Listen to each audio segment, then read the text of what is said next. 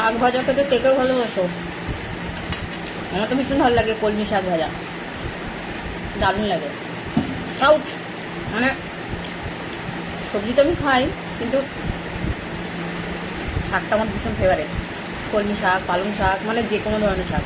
আর তো কুমড়ো শাক, কুমড়ো শাকের ডাঁটাটা চিবিয়ে খেতে যা দারুণ মজা লাগে না আমার। কিন্তু দুঃখের বিষয় হচ্ছে কুমড়ো শাকের ডাঁটা সবসময় পাওয়া যায় না বাজারে। কলমি শাকটা রোজই পাই, তো একদিন ছাড়া প্রায় নিয়ে আসার চেষ্টা করি।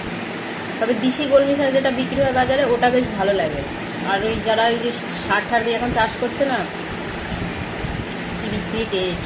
মানে খাই, শাক নিয়ে আসি, কিছু করার নেই, কিন্তু সেই টেস্ট হয় না। বাট যখন মাঝে মাঝে পাই এটা দেশিটা, খুব ভালো লাগে।